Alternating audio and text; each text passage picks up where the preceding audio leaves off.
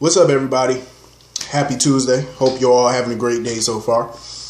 Getting into this episode of GH, I enjoyed it. I enjoyed the episode today. First of all, the date that Lulu needs to drop this. I need to mute this phone. Lulu needs to drop this stupid case that she got going on. She's still doing this whole date thing where she got to catch this guy who's robbing people homes and stuff like that. I mean, this storyline been going on for a little too long now. Not too long, but it's just like, obviously you're not going to catch whoever's doing this, so what are you doing it for? You know what I mean? But the guy that she went out on a date with, Dustin Phillips, I recognized him. The whole episode I kept seeing him, I'm thinking, I know him.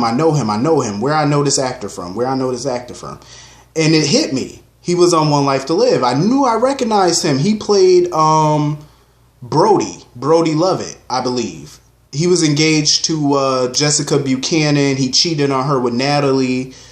And when Natalie got pregnant, he thought Natalie's baby was his baby, but really it was John McBain's baby.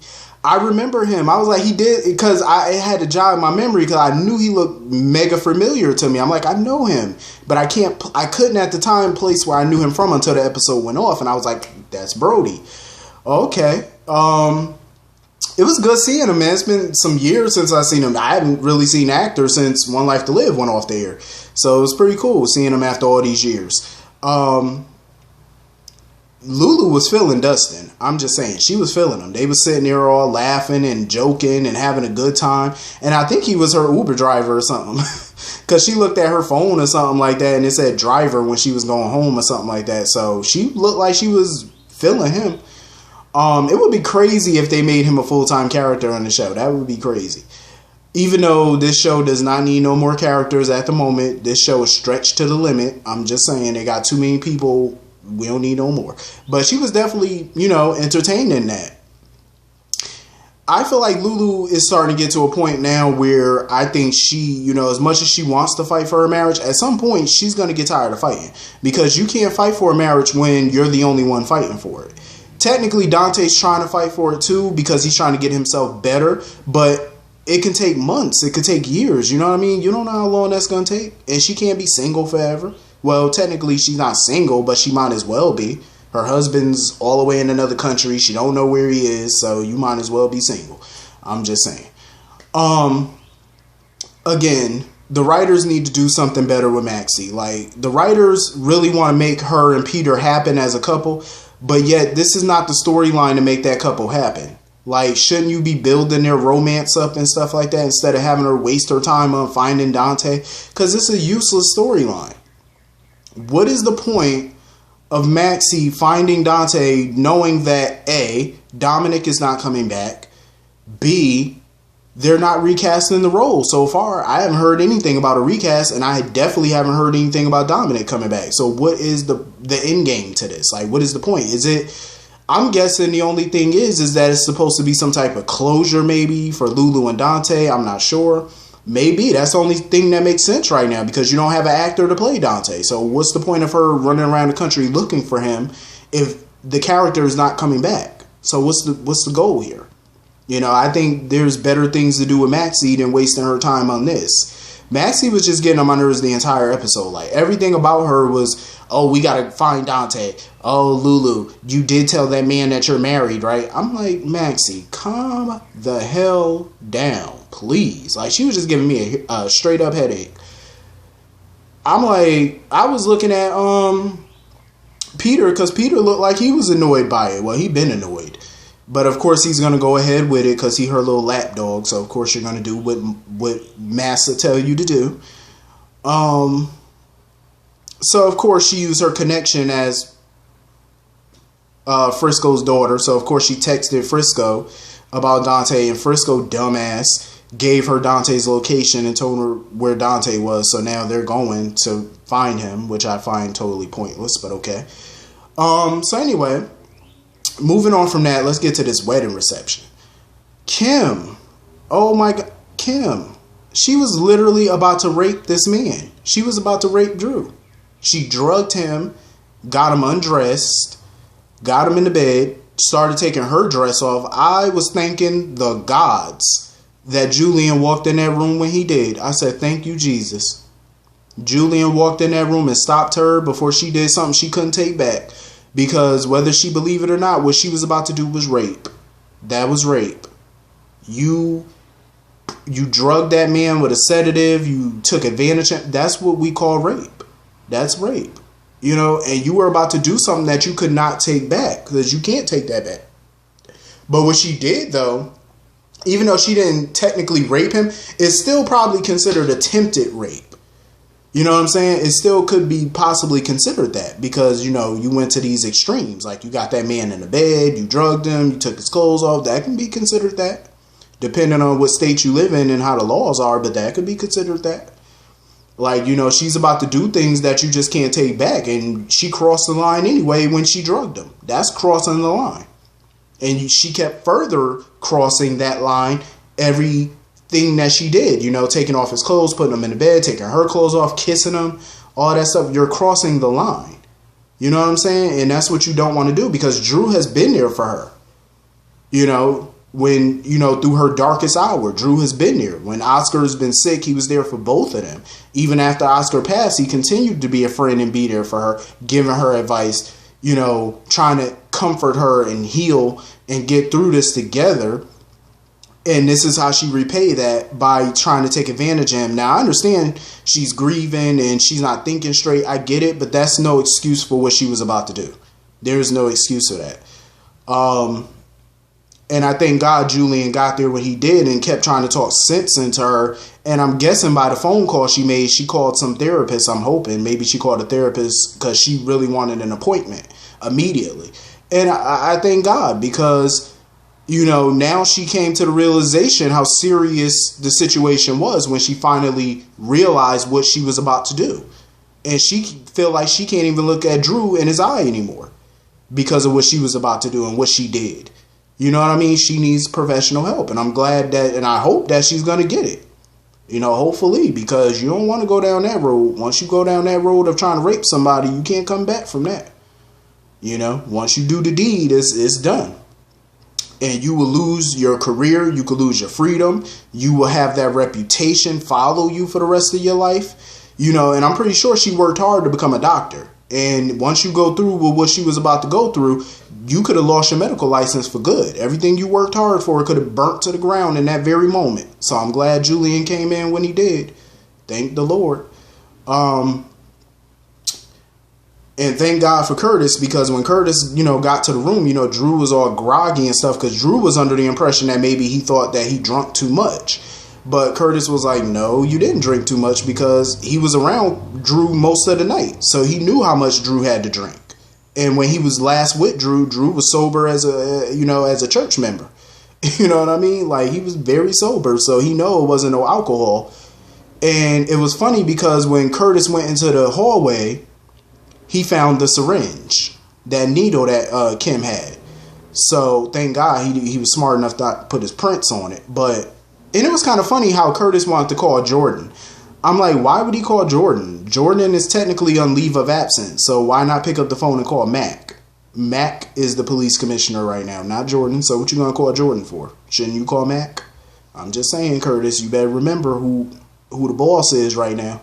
It ain't your wife, temporarily. But Drew, I guess, decided not to call the police because he wants to handle it on his own. I don't blame him. I think a part of him didn't want to call because he didn't want to get her in more trouble than what he felt she was already in. And he wanted to deal with it internally instead of pressing charges. And, you know, he didn't want to put her through that. And see, that goes to show the type of character he is. You know, he's a loving person. He's a generous person, because anybody else would have definitely called 911. Who wouldn't? You know, we all would have probably been calling the police by now, you know, to report her and have her locked up and stuff like that. But, you know, Drew decided to handle it on his own, and I can't say I blame him.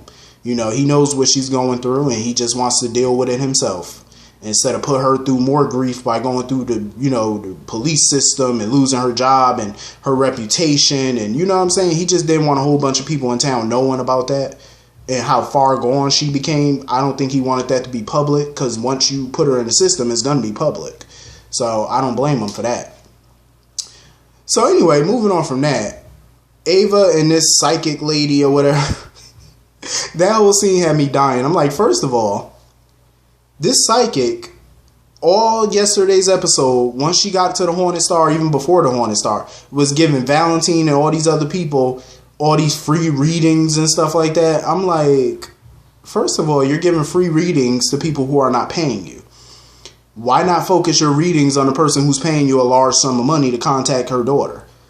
You giving out all these free readings and telling people, oh, this, that, and the third, you're going to have more women than you can handle. But now when she comes down to get into the actual business of what she's paid for, which is contacting Kiki, she can't get Kiki. I mean, she got her for a second. You know, she felt her energy in the room for a second, but then it was gone, then it came back, then it was gone again. I don't blame Ava for being pissed. I don't blame her. Shit, you paying that lady a boatload of money. She giving out all these free readings on your dime, but can't contact the person she being paid to contact. I would have been pissed too. I'd be like, no, I want my money. And she talking about, well, she got to do it another day because she got to channel the spirit or whatever. Basically, trying to warn Ava because, you know, if you channel a certain spirit, you don't know which spirit you're going to get, which is true. That is true because, like I said, you don't know who you getting. You could be getting Helena Cassadine, you could be getting Faison, you could be getting Anthony Zaccara, you could be getting Claudia Zaccara. You don't know who you about to, you know, invite into, what spirit you're about to invite in, so you might want to be careful. I do agree on that. But Ava wasn't playing with that lady. Ava was like, you damn sure better contact my daughter. She was like, I'm going to contact her. She was like, but I'm not doing it because you threatened me. Yes, you are. Yes, you are. Don't lie. You doing it because she threatened you. Yes, you are. Because you know her reputation and you know she not to be played with. So don't play. Because if it was me, I would have sued the draws off that lady. Like, you ain't about to play me out my money. I'm just saying, like, that ain't going to happen. So anyway,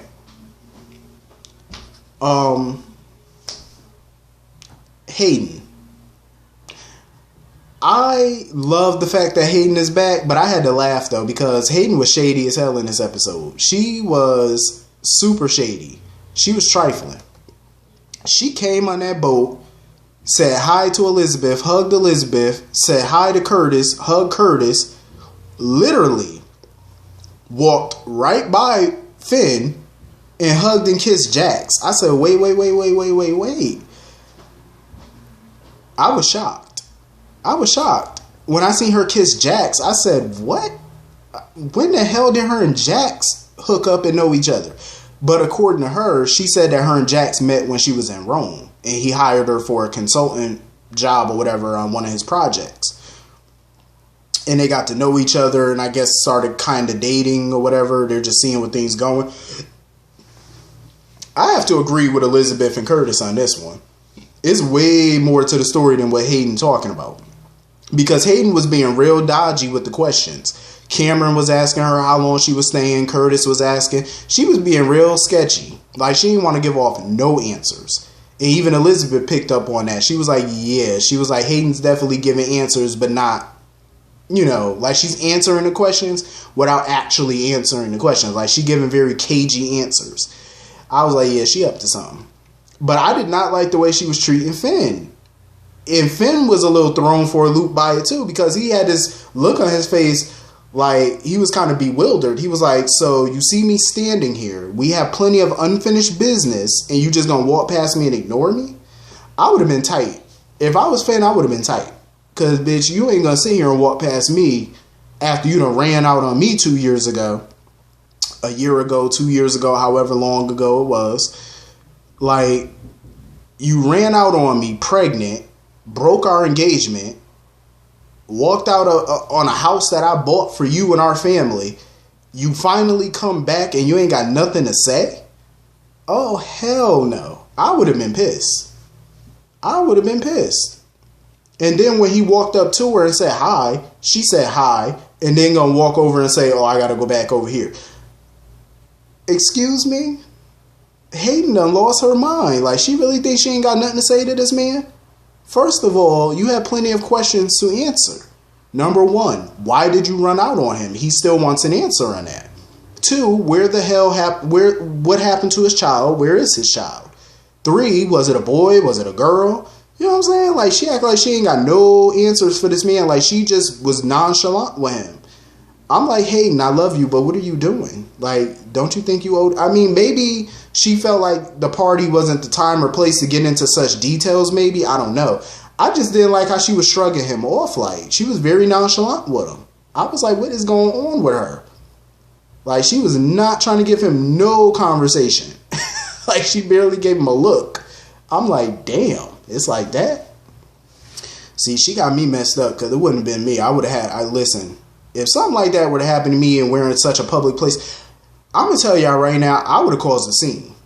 If you going to stand in my face and not speak to me after I haven't seen you in God knows how long, you were pregnant and ran off, didn't tell me where you were, didn't tell me about the baby, didn't nothing, and you still don't act like you owe me no answers, I would have caused a scene in that place. I'm going to tell you right now, I would have acted a plumb fool in there.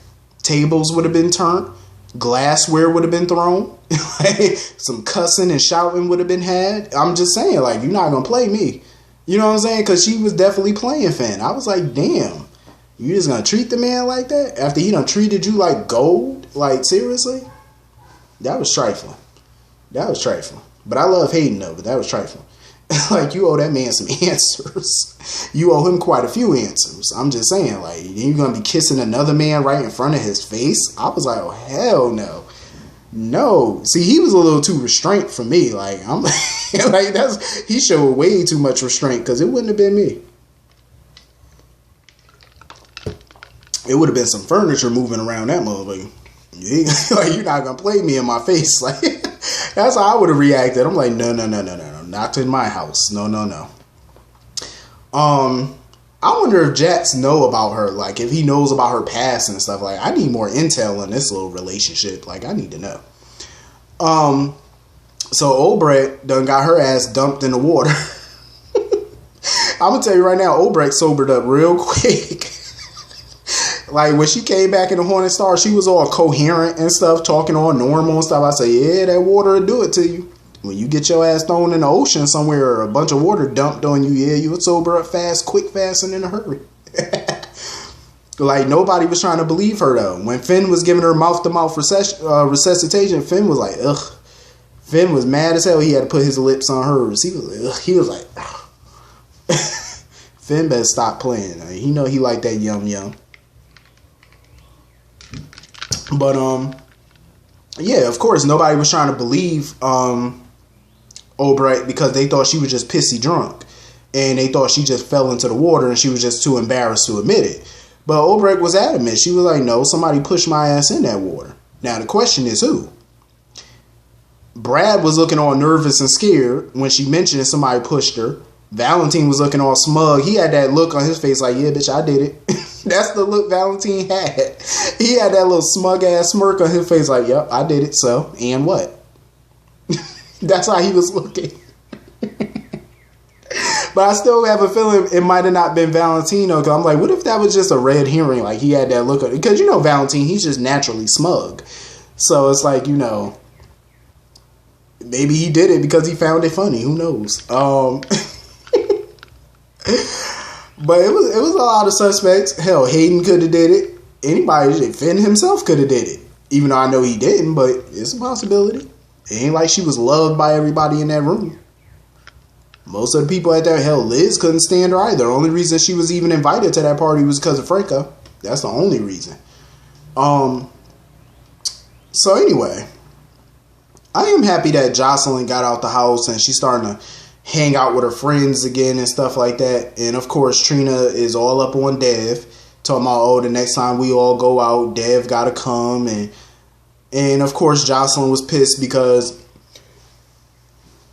Trina likes Dev or whatever. I'm like, Jocelyn, hush. You know you like him too, so you might as well stop the act. You just scared to move on, but you might as well stop the foolishness.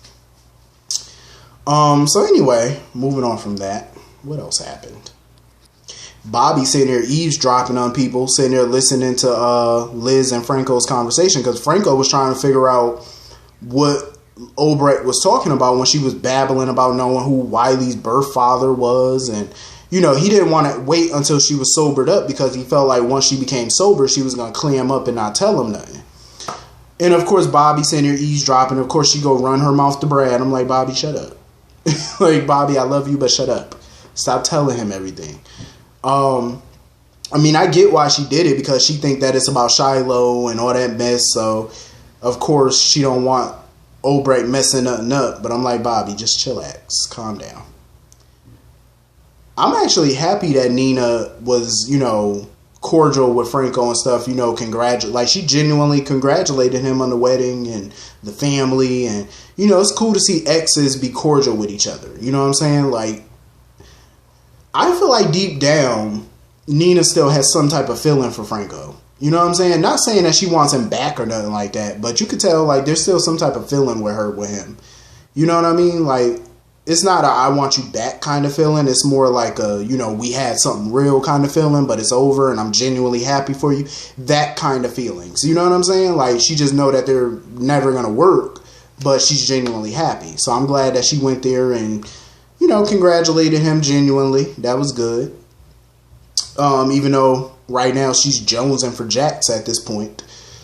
But I did love the end scene, though, with Franco and Liz just being at the party by themselves and having their dance by themselves. I love that. It was a beautiful reception, minus the inconveniences, but it was still a beautiful reception. That cake still looked yum.